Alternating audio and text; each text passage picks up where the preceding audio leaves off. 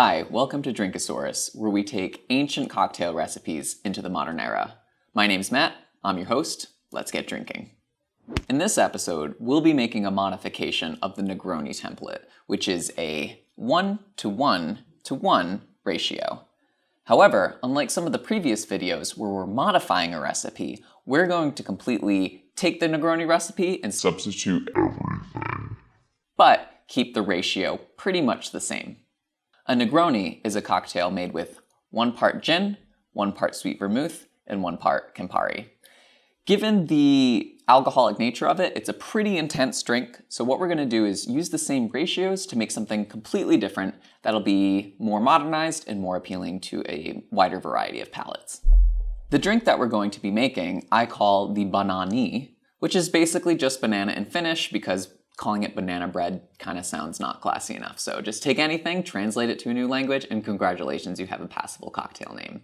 It came about because I bought a banana liqueur that I had no idea what to do with. So this is an example of having an ingredient that you're not quite sure how to use and then making something really tasty out of it.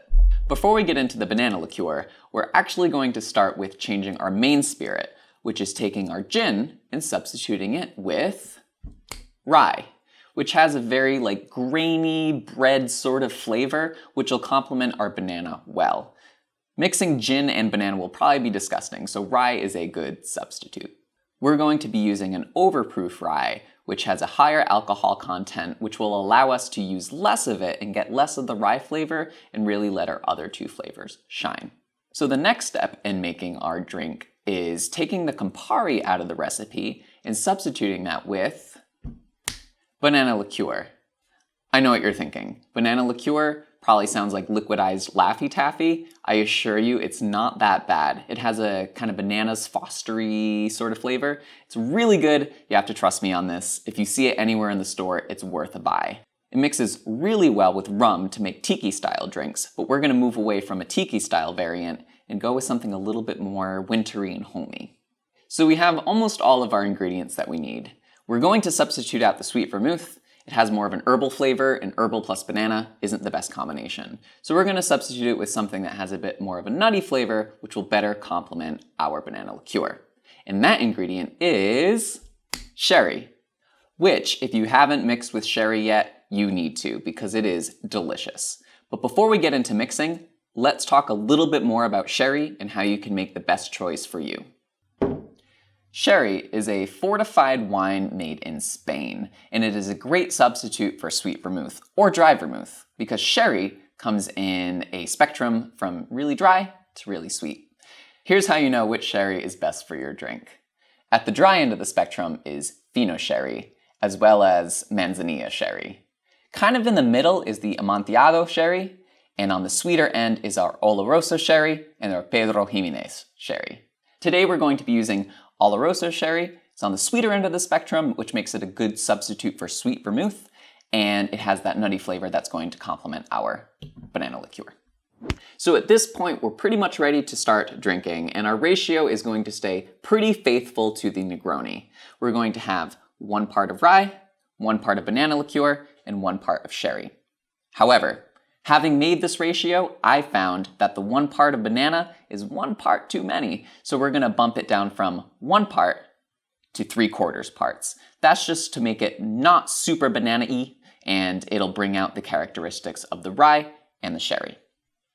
To add a little bit of extra spice to it, we're going to put in some Angostura bitters as well. That'll just add a little bit more spiciness to make everything tied together.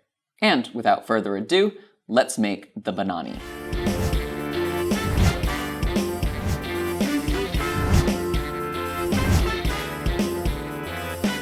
The first thing we'll need before we can mix is our mixing glass filled with ice. We're going to be mixing this drink because it doesn't contain any juices or syrups, so no need to shake it. The next thing we'll need is our measuring cups. We have 1 ounce and 3/4 ounce. We're going to start with our rye. I'm using old Overholt rye, which is 100 proof. The reason for that is with the banana and with the sherry, which are pretty low proof spirits, This'll bring the alcohol content up enough so it won't taste too watered down, basically. Next, we'll be adding our banana liqueur, which, as a reminder, we're only going to be adding 3/4 part of this, just so the drink isn't too banana-y. But if you're a fan of bananas, just add the whole part. Next, we'll be adding our Oloroso Sherry. We're going to add a full part of that, which corresponds to 1 ounce for this cocktail. And finally, we're going to add our Angostura bitters, which are the most common bitters, and I don't know, between 1 and 2 dashes. I don't know if 1.5 dashes is possible, but we're going to try it. 1.5. 2 seems like too much, 1 seems like not enough, so kind of like 1 dash and then a little bit of dribblies, which is not the proper term. Oh no, where is my mixing spoon? Oh, here it is. We're gonna give this a little bit of a mixy mix, usually for 20 to 30 seconds. The point of mixing is not only to chill the drink, but to dilute it slightly. Here we go.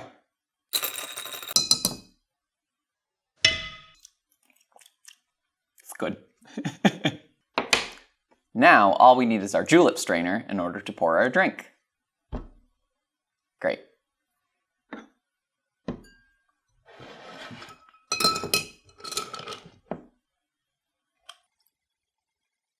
The last thing we'll need is a garnish.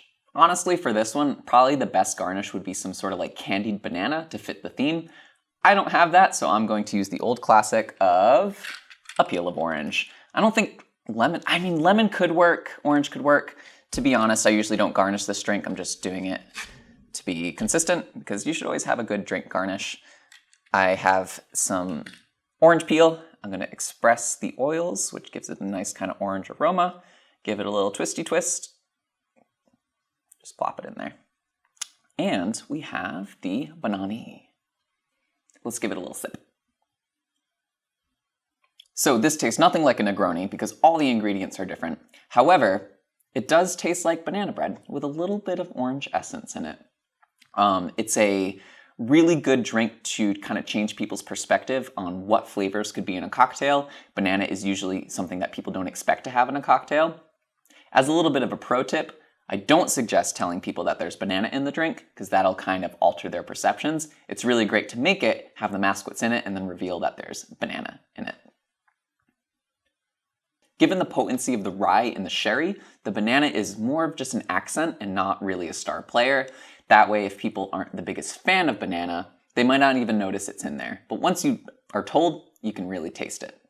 While it's different than a Negroni, the 1:1:1 ratio is a great ratio to play around with because it adds almost infinite variety. You have 1 part spirit and then 2 parts modifiers. Really, if you find ingredients that work with your spirit, it's guaranteed to make a really interesting cocktail. The good thing about it is since the focus isn't on the spirit, you can really play around and get creative with your other 2 ingredients. Keep in mind, the Negroni doesn't usually contain bitters. We added some bitters here just to add a little bit of pizzazz to our drink. Drinkosaurus is a production of Little Giant Monsters. If you would like to find out more projects that we're working on, be sure to visit littlegiantmonsters.com. We can be found on different social media platforms such as Facebook, Twitter, and Instagram. If you have any suggestions for future videos or just have a cocktail ingredient that you don't quite know what to do with, let me know in the comments so I can make a future video featuring this item. If you would like to see future videos, make sure to subscribe to Little Giant Monsters. Keep staying creative and, most importantly, drink responsibly. No.